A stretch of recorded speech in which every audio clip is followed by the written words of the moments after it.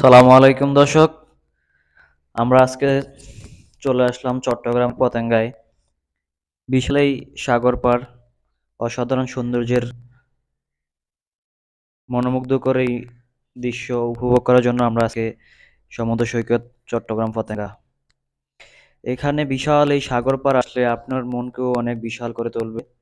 কারণ সাগরের এই গর্জন ঢেউ আপনার মনেও অনেক আনন্দ দিবে, আপনার মনে অনেক প্রশান্তি দিবে। বিষণ্ণতার এই শহরে থেকে আপনাকে সাগর পাড় আসলেই আপনি মুগ্ধ হবেন সাগরের ঢেউয়ে, উদার হবে আপনার মন, প্রশান্তি লাগবে আপনার দেহ ও মন। তাই তো এই সাগর পাড় চলে আসা। সাগরের অসাধারণ এই সৌন্দর্য আমাকে অবশ্যই অনেক মুগ্ধ করেছে।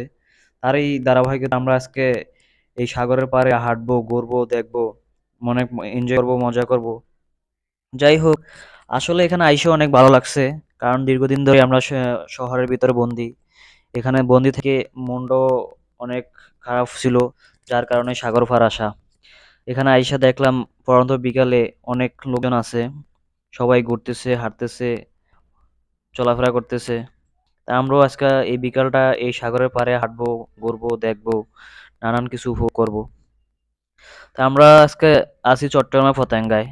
এখানে অনেক সুন্দর করে বলক বসানো আছে। আপনি চাইলেও বলকের উপর বসতে পারেন এবং পাশে দেওয়া আছে চেয়ার। এই চেয়ারগুলোতে বসতে হলে অবশ্যই আপনাকে টিকিট নিয়ে বসতে হবে। কারণ এই চেয়ারগুলোতে দেওয়া আছে পর্যটকদের জন্য, যারা এখানে আসবেন। পর্যটকরা আসলে এখানে বসে খাওয়া-দাওয়া করবে, যার কারণে বিভিন্ন রেস্টুরেন্টের পক্ষ থেকে এই চেয়ারগুলো দেওয়া। যাই হোক, চেয়ারে আপনি বসতে চাইলেও বসতে পারেন, আর যদি বসতে না চান তাহলে আপনি সাথে পাশেই বলক বসানো আছে। বলকের উপরে বসে আপনি সাগরের সৌন্দর্য উপভোগ করতে পারবেন। এছাড়াও আপনার এই সাগরের পাড় বিশাল সৌন্দর্যের ভাবে বাঁধ বাঁধা আছে, যা দিয়ে আপনি ঘুরে ঘুরে সাগরের এক প্রান্ত থেকে আরেক প্রান্তে কিনারায় হাঁটতে পারবেন। এই হাঁটার জন্যই, এখানের এই দৃশ্য উপভোগ করার জন্যই এখানে অনেক সুন্দর করে পর্যটন কেন্দ্র তৈরি করা হয়েছে। এখানে অনেক জিনিস রয়েছে যা দেখলে আপনি মুগ্ধকর হয়ে যান। আবার খাবারও অনেক আইটেম রয়েছে এখানে।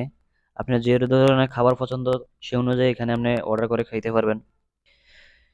চট্টগ্রামের এই সৌন্দর্যটা সবারই মন কেড়ে নেয়। কারণ আপনার সাগরের পাড়ে উষ্ণ বাতাস দেহে লাগে যখন, তখন আপনার মনে এমনি আনন্দ চলে আসে।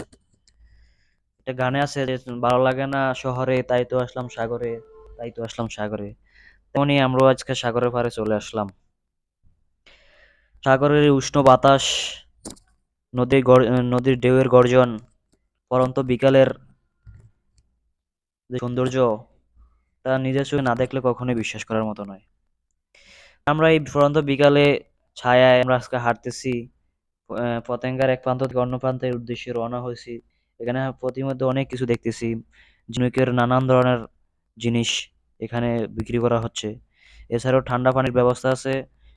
হকার থেকে আপনার ঠান্ডা পানি কম দামে ছোট ছোট বোতল, বড় বোতল যেটাই প্রয়োজন আপনি নিয়ে খাইতে পারবেন। যাই হোক, আমরা এখন আজকে আসছি এখানে ঘুরতে, হাঁটতে। দীর্ঘদিন ধরে আমরা বাসায় বন্দি বা শহর কেন্দ্রিক ছিলাম, যার কারণে আমরা আজকে এই নদীর পাড়ে আসছি নদীর সৌন্দর্যতা উপভোগ করার জন্য। এখানে আইসা নদীর কিছু দৃশ্য আমাদের মনকে এমনভাবে কেড়েছে, যা মনে হচ্ছে যে নদীর পাড়ে সাগরের পানিতে নেমে পড়ি। কিন্তু এখন নামা অসম্ভব, কারণ আমরা আসছি বিকেলবেলা।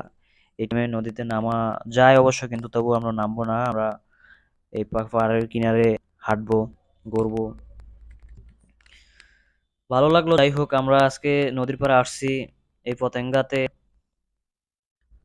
আসতে পারেও আমরা অনেক ভালো লাগতেছে। নদীর এই সৌন্দর্যতা দেখে আমরা খুবই মুগ্ধ।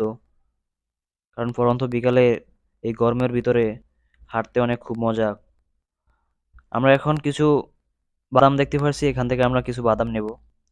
যাই হোক, বাদাম এখানে দুই প্রকার আছে, একটা আছে দেশি বাদাম, আর একটা আছে যা মানে বিদেশি বলতে এর দেশেই হয়। তো এটার ভিতর আবার কি দুইটা জাত হয়, একটা দেশি আর একটা বিদেশি। যেমন দেশিটা ছোট, বিদেশিটা বড়। তা আমরা আজকে দেশি জাতের বাদাম 250 গ্রাম বাদাম নেব। তিনজন যেহেতু আমরা আছি, আবার বিকাল সারাটা বিকাল এখানে থাকবো, সে হিসেবে আমরা 250 গ্রাম বাদাম নিলাম। যাই হোক, 70 বাদাম টাকা হাঁটবো দিয়ে। আর বাদাম খাবো, আর সারা বিকাল আপনাদের সাথে কি কি করতেছি ঘটনাগুলো আপনাদের সাথে শেয়ার করব। আপনারা আমাদের সাথে থাকবেন। ভিডিও শেষ পর্যন্ত আমাদের সঙ্গেই থাকবেন। সবাইকে অসংখ্য ধন্যবাদ।